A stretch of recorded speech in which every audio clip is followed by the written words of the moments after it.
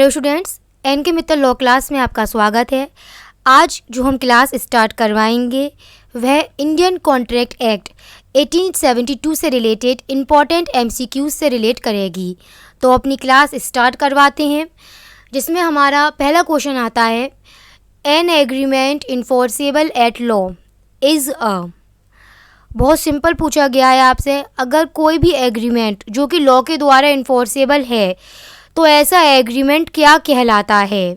आपके सामने 4 ऑप्शन दे रखे गए हैं और आपका आंसर होगा option D, contract.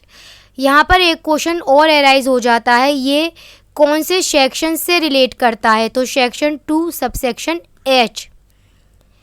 Question, competency to contract relate to. 4 option दे रखे गए हैं। वैसे भी जब भी कॉम्पिटेंसी ऑफ कॉन्ट्रैक्ट की बात आती है तो हमें पता होना चाहिए कि जब पार्टीज़ कॉन्ट्रैक्ट कर रही हैं तो पार्टीज़ उस कॉन्ट्रैक्ट को करते समय तभी कॉम्पिटेंट मानी जाएंगी जब वहाँ पर वे एज, इसका मतलब मेजर होंगी और साउंड माइंड होंगी। इसका मतलब इसका सही आंसर होगा ऑप्शन सी।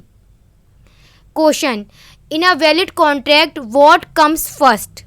तो सबसे पहले क्या आएगा, ऑफ कोर्सली सबसे पहले प्रपोजल आता है, जिसको हम ऑफ़र भी कहते हैं। पहले ऑफ़र बनाया जाता है, फिर उस ऑफ़र को एक्सेप्ट कर लिया जाता है। जब वो ऑफ़र एक्सेप्ट हो जाता है तो वह प्रॉमिस बन जाता है।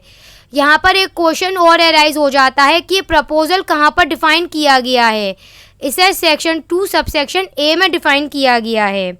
वहीं पर एक क्वेश्चन और बन गया इसी एक क्वेश्चन के तहत, और एक्सेप्टेंस कहाँ पर है, सेक्शन 2 सबसेक्शन बी में डिफ़ाइन करा गया है इसे। क्वेश्चन, टेंडर इज़, आंसर पता ही है, invitation to offer. Question, a proposal can be accepted. Question में पूछा गया है कि जब कोई प्रपोजल बनाया जाता है तो उस प्रपोजल को एक्सेप्ट किन तरीक़ों से किया जा सकता है। 4 ऑप्शन दे रखे गए हैं। या तो जो जिसे प्रपोजल बनाया गया है वह व्यक्ति उस प्रपोजल पर अपनी एक्सेप्टेंस का नोटिस इशू कर दे, या फिर उस ऑफ़र से रिलेटेड जो भी कंडीशंस है उन्हें परफॉर्म कर दे, या वो जो कंडीशन कंसिडरेशन है उन्हें एक्सेप्ट कर ले। मतलब चारों तरीक़ों हैं, ऑल एवव, चारों तरीक़ों से यहाँ पर प्रपोजल को एक्सेप्ट किया जा सकता है। तो जो प्रेजेंट क्वेश्चन है उस क्वेश्चन का आंसर होगा all the एवव। Question, when the consent to the contract is caused by undue influence। कोई भी जब पार्टीज एग्रीमेंट कर रही हैं तो ज़रूरी है होना चाहिए कि उनकी कंसेंट हमेशा फ्री कंसेंट होनी चाहिए। लेकिन अगर पार्टीज़ की कंसेंट फ्री कंसेंट ना होकर बाय अनडू इन्फ्लुएंस है तो ऐसा कॉन्ट्रैक्ट क्या कहलाएगा। आंसर जो 4 ऑप्शन दे रखे गए हैं वॉइडेबल कहलाएगा। एक क्वेश्चन यही बन जाता है, ये वाली बात कहाँ दे रखी गई है कि ऐसा कॉन्ट्रैक्ट वॉइडेबल कहलाएगा। सेक्शन 19A में दे रखी गई है। वहीं पर अनडू इन्फ्लुएंस को कहाँ पर डिफ़ाइन किया गया है, इसको सेक्शन 16 में डिफ़ाइन किया गया है। ये सभी चीज़ें आपको याद करनी बहुत ज़रूरी हैं। Question, an agreement in restaurant of trade under section 27। इसका मतलब सेक्शन 27 से रिलेट करता हुआ एग्रीमेंट रेस्ट्रेंट ऑफ ट्रेड है। इस प्रकार का जो एग्रीमेंट होगा वह क्या होगा, आंसर वॉइड होगा। Question, the doctrine of impossibility of performance rendering contract void is based on. सबसे पहले तो मेरा ही एक क्वेश्चन एराइज हो जाता है यहाँ पर कि doctrine of impossibility of performance ये कौन से सेक्शन से रिलेट करता है। ये सेक्शन 56 से रिलेट करता है। और आपको स्टूडेंट्स को याद होगा कि मैंने इम्पॉसिबिलिटी ऑफ परफॉर्मेंस, जिसे हम डॉक्ट्राइन ऑफ फ्रस्ट्रेशन भी कहते हैं, मैंने इससे रिलेटेड एक वीडियो क्लास भी बना चुकी हूँ मैं। तो यहाँ पर इसका आंसर होगा वह कौन सी, क्या पूछा गया है, वह कौन सी टर्म पर बेस है। आंसर सर्वाइविंग इम्पॉसिबिलिटी पर वह बेस करता है।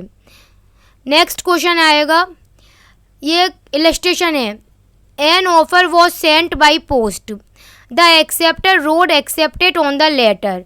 मतलब ये है क्वेश्चन में कि एक ऑफ़र बनाया गया, बाई पोस्ट बनाया गया था, और जब ये ऑफ़र एक्सेप्टर को मिल गया तो एक्सेप्टर ने क्या करा, उस लेटर के ऊपर एक्सेप्टेड लिख दिया। लेकिन उसको उन्होंने पोस्ट नहीं करा और वहीं उसको अपने ड्रॉअर में रखकर भूल गए हैं। तो यहाँ पर क्या होगा अब इसका आंसर? ऑप्शन देखो, क्या ये जो पूरा ट्रांजेक्शन है ये एक वैलिड कॉन्ट्रैक्ट बन जाएगा या वॉइडेबल बनेगा? क्या होगा आंसर? भाई ये कुछ नहीं होगा।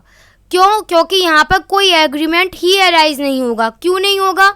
क्योंकि यहाँ पर जो एक्सेप्टेंस थी वो कभी भी ऑफर तक कम्युनिकेट ही नहीं हुई है। मैंने इससे रिलेटेड भी वीडियो क्लास बनाई है जिसमें मैंने आपको यह बताया भी था कि जब भी ऑफर के द्वारा ऑफ़र बनाया जाता है या जब एक्सेप्टेंस भी आती है एक्सेप्टर के द्वारा, उनमें कम्युनिकेशन होना बहुत ज़रूरी होता है, जबकि प्रेजेंट एग्जाम्पल में ऐसा नहीं हुआ था। यहाँ पर जो एक्सेप्टर था जिसको ऑफ़र बनाया गया था उसने उस लेटर के ऊपर एक्सेप्टेड लिखा पर उसे पोस्ट नहीं करा बल्कि अपने ड्रॉअर में रखकर भूल गया। यहाँ पर कम्युनिकेशन ऑफर तक हुई नहीं है, इस वजह से यहाँ पर कोई भी एग्रीमेंट नहीं होगा। Question, proposal stands revocation. Question में आपसे ये पूछा गया है कि जब प्रपोजल बनाया गया है तो उस प्रपोजल को रिवोक किन तरीक़ों से किया जा सकता है। सबसे पहले तो मैं बता दूं कि जो तरीके आपको बताए गए हैं वो इसी एक्ट के सेक्शन 6 में बताए गए हैं। किन तरीक़ों से ऑफर अपने द्वारा बनाए गए ऑफ़र को रिवोक कर सकता है, या तो वो नोटिस दे सकता है रिवोकेशन का, या फिर लैप्स ऑफ टाइम हो चुका है, जो उसने टाइम तय किया था उस टाइम पीरियड में एक्सेप्टेंस नहीं आई है, पर अगर कोई टाइम पीरियड तय ही ना हो तब तो एक रीज़नेबल टाइम के भीतर भी एक्सेप्टेंस नहीं आई है, या फिर जो एक्सेप्टर है उसके द्वारा कंडीशन प्रीसीडेंट कंडीशन जो लगाई गई थी वो फुलफ़िल नहीं की गई है। मतलब कुल मिलाकर हम ये कह सकते हैं कि जो 4 ऑप्शन दे रखे गए हैं वो बिल्कुल करेक्ट हैं और इन तीनों में से किसी भी तरह से प्रपोजल को रिवोक किया जा सकता है। Question, an agreement to refer the dispute to arbitrator is valid. इसका आंसर क्या होगा? ऑप्शन देखिए। Option A, in respect of disputes already arisen. B, in respect of dispute which may arise in future, both A and B.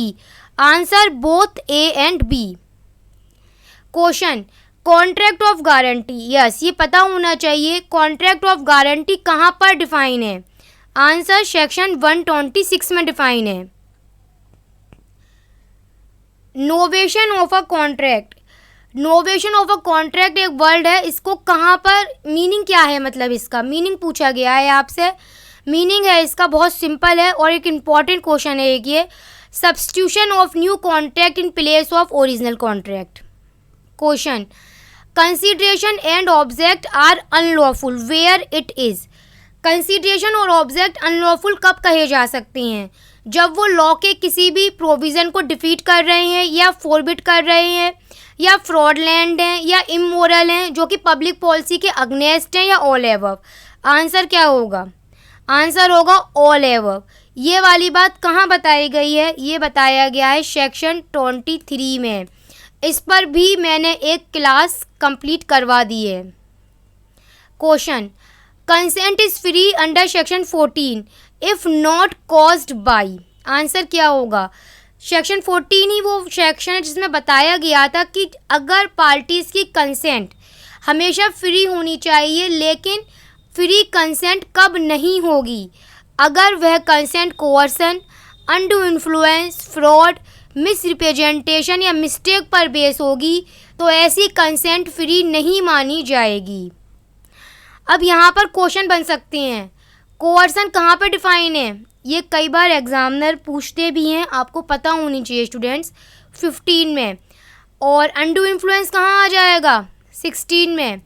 Fraud कहाँ चला जाएगा? 17 में। Misrepresentation section 18 में। और मिस्टेक 20, 21, 22 में हो गया।